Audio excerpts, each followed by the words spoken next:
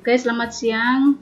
Eh, Ayah Bunda, kembali saya menyampaikan eh, kembali saya akan menyampaikan materi tentang gizi anak usia dini.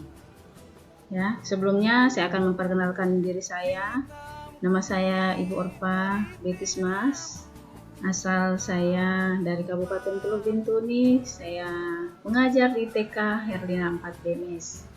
Ya, oke, kita akan masuk dalam materi di siang hari ini tentang kesehatan dan gizi anak usia dini. Pasti ayah bunda sudah tahu apa itu kesehatan dan gizi anak usia dini. Ya, oke. Di sini ada pengertian tentang zat gizi. Makanan terbaik bagi anak usia dini adalah ASI. Ya, ASI sangat penting bagi anak yang apalagi baru lahir dari usia 0 sampai 2 tahun. Air susu ibu yang mengandung kombinasi zat gizi dan ideal.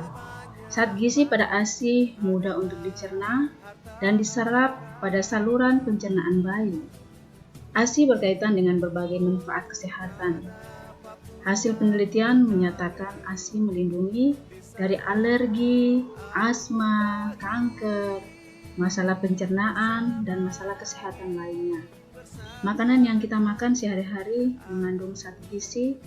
Zat gizi diartikan sebagai substansi yang ada di dalam makanan dan menghasilkan energi, membangun dan memelihara jaringan serta mengatur proses kehidupan bagi manusia untuk dapat tumbuh, berkembang, dan melakukan aktivitas. Zat gizi berperan dalam mengatur proses pertumbuhan makanan yang masuk ke dalam mulut menjadi bagian terkecil dalam sel tubuh yang berperan untuk kesehatan. Yang apabila tubuh kekurangan atau kelebihan zat gizi akan memberikan gangguan atau dampak kesehatan sekarang atau masa depan anak.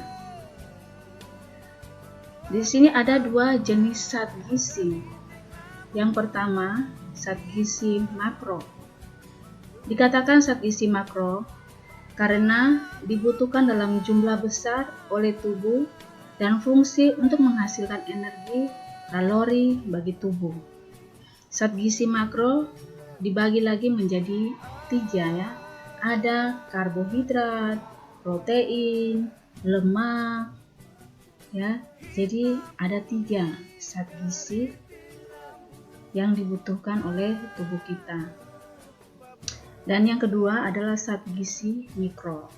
Zat gizi mikro dibutuhkan dalam jumlah sedikit, namun tetapi harus dipenuhi karena fungsinya yang krusial bagi tubuh, yaitu menjalankan reaksi kimia yang terjadi dalam tubuh. Jadi di dalam gizi mikro terdapat lagi 2 jenis zat mikro, yaitu yang pertama vitamin. Ya, vitamin merupakan zat gizi esensial untuk proses metabolisme dan mengoptimalkan tumbuh kembang anak. Jadi vitamin sangat penting.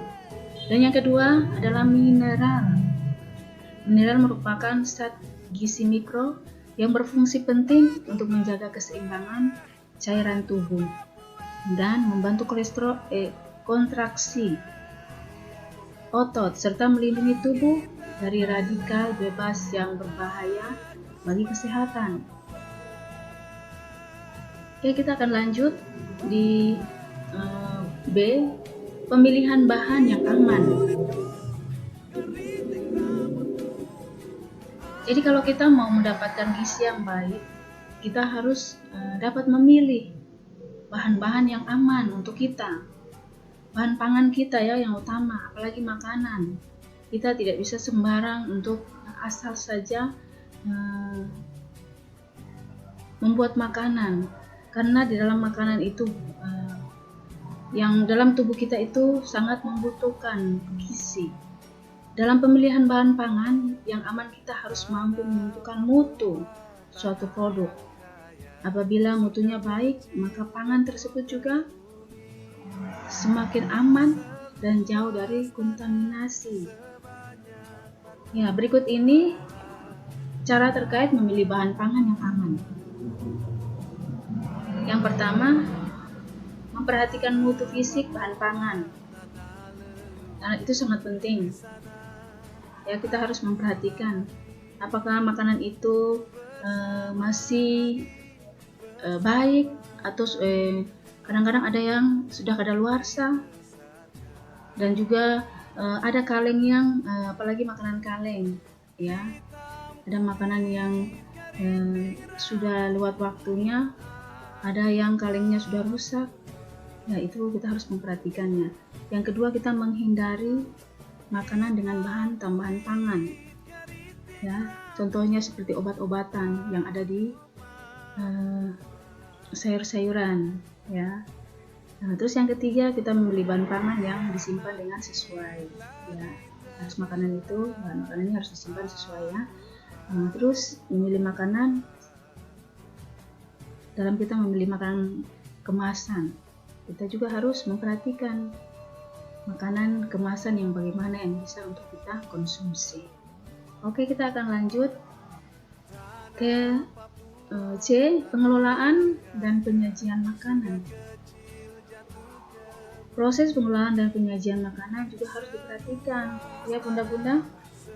Prinsip higienis dan sanitasi, karena dalam mempengaruhi keamanan makanan yang dimasak aman untuk dimakan hanya setelah dipanaskan sampai suhu yang cukup tinggi untuk membunuh bakteri.